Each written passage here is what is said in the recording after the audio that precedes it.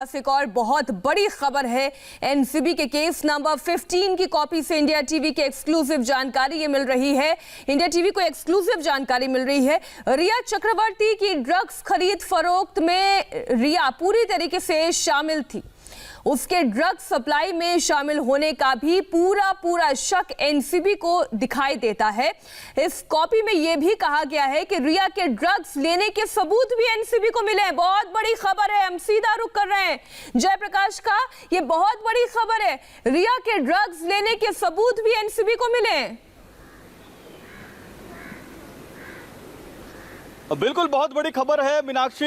रिया चक्रवर्ती drugs लेती थी, रिया चक्रवर्ती drug consume करती थी और रिया चक्रवर्ती ड्रग्स की बातचीत करती थी। रिया चक्रवर्ती का ड्रग का चैट सामने आया है। रिया चक्रवर्ती शौविक से बात करती थी ड्रग को लेकर, श्रुति से बात करती थी ड्रग को लेकर, और रिया चक्रवर्ती सैमुअल मिरांडा से बात करती थी। स्टाफ जो है उनका एक व्हाट्सएप ग्रुप बनाया था और पूरे व्हाट्सएप ग्रुप में रिया चक्रवर्ती की बातचीत आई है। और यही वजह है कि नारकोटिक्स कंट्रोल ब्यूरो की टीम यहाँ पर दीपेश सावंत से लगातार पूछताछ कर रही है। नारकोटिक्स कंट्रोल ब्यूरो की टीम यहां पर जैद से पूछताछ कर रही है, बाशिद से पूछताछ कर रही है, और ये पूछताछ का सिलसिला लगातार कल रात से कल से जारी है। कल 3 गिरफ्तारियां हुई। आज जो है यहां पर जो गिरफ्तार किए गए हैं उन्हें किला कोर्ट ले जाया गया है, और ये जो पूरा का पूरा मामला है अब ये मुड़कर जा रहा है जुहू तारा रोड प्राइम रोज बिल्डिंग, जहां पर रिया चक्रवर्ती अपने माता पिता के साथ मौजूद है। और किसी भी वक्त कभी भी नारकोटिक्स कंट्रोल ब्यूरो की टीम वहां पर भी दबिश दे सकती है पूछताछ के लिए। बिल्कुल, आप बने रहिए हमारे साथ। इस वक्त की बड़ी खबर एक बार फिर इंडिया टीवी के दर्शकों को बता दें, रिया के ड्रग्स लेने के सबूत मिले हैं। एनसीबी के केस नंबर 15 की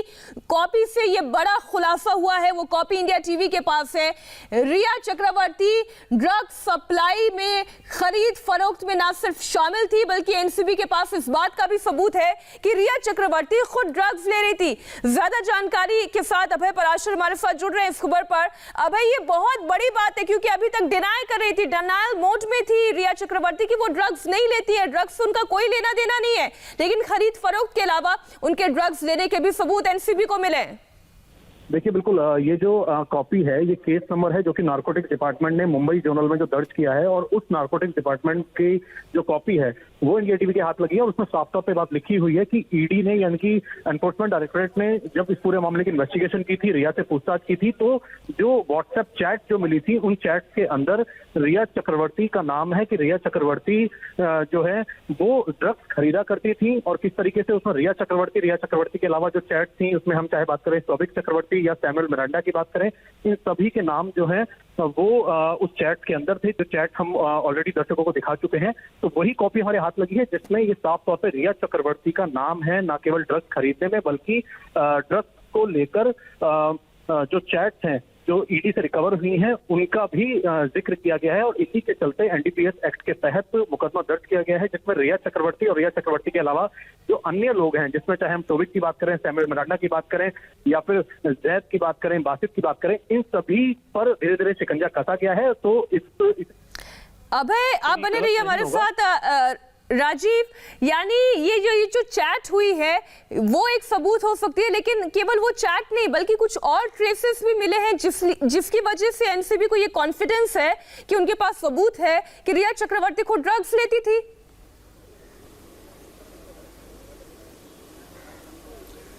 बिल्कुल, देखिए जिस तरह से लगातार रिया चक्रवर्ती सिर्फ सैमुअल मिरांडा ही नहीं बल्कि शौविक अपने भाई के साथ व्हाट्सएप चैट पर उनके कन्वर्सेशन सामने आए थे, इसके अलावा दूसरे लोगों के साथ जो व्हाट्सएप कन्वर्सेशन सामने आए थे उससे एक बात साफ था कि वो सिर्फ खरीद फरोख्त से ही नहीं जुड़ी थी बल्कि उसके सेवन से भी जुड़ी हुई थी, क्योंकि उसमें उसकी क्वांटिटी से लेकर उसकी ब्रांडिंग यानी कि कौन सा ड्रग्स है, कौन सी क्वालिटी का ड्रग्स है, कितना उसका इम्पैक्ट होता है। जैसे उनका एक व्हाट्सएप चैट आया था कि हाई क्वालिटी ड्रग्स, जिसमें उन्होंने लिखा था, और उन्होंने उसमें एक लाइन ये भी लिखी थी कि मैंने इतनी क्षमता का ड्रग्स नहीं लिया है। यानी कि अपने आप में वो एक लाइन जो थी वो ये बात इस्टेब्लिश करती है कि वो कहीं ना कहीं से ड्रग्स को कंज्यूम करती थी, इन्वॉल्वमेंट था। अभी एक और गाड़ी हम देख रहे हैं इंडिया टीवी पर, आप ये एक्सक्लूसिव तस्वीर देख रहे हैं।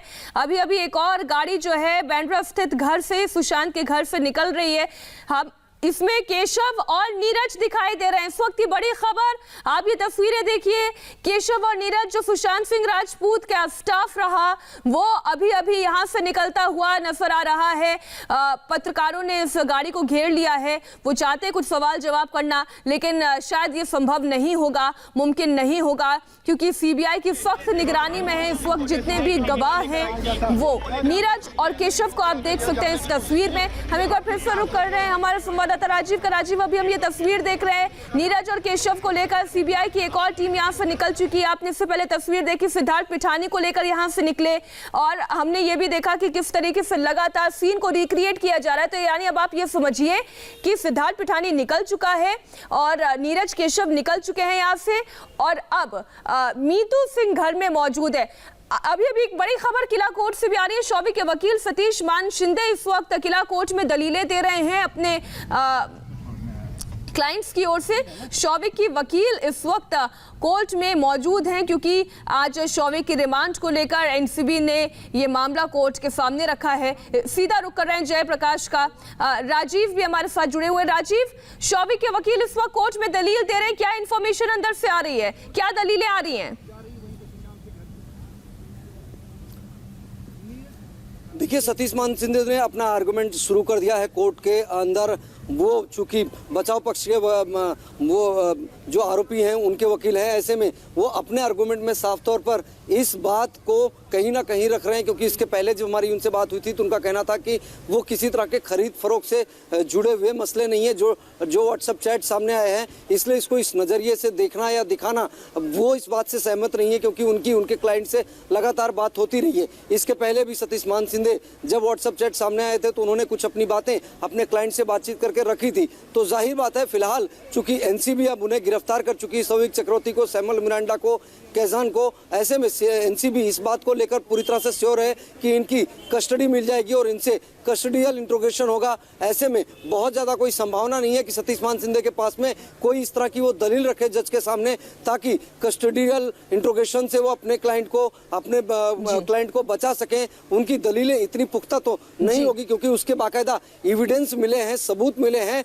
और वो जग जाहिर है। तो जाहिर बात है, कुछ ना कुछ वो कोशिश जरूर करेंगे कि जो रिमांड लेने की कोशिश होगी। राजीव, आप बने रहिए हमारे साथ। तो ये दो तस्वीरें आप देख रहे हैं। पहली तस्वीर, किला कोर्ट में शौविक चक्रवर्ती और सैमुअल मिरांडा को पेश किया गया। शौविक चक्रवर्ती की रिमांड के लिए इस वक्त एनसीबी कोशिश कर रही है, और सतीश मान शिंदे जो कि शौविक की तरफ से वकील हैं, वो बचाव के पक्ष में दलीलें दे रहे हैं। तो वहीं सीबीआई की एक टीम इस वक्त रिक्रिएशन करी। एक छोटा सा ब्रेक, हो रहे हैं फौरन हासिल।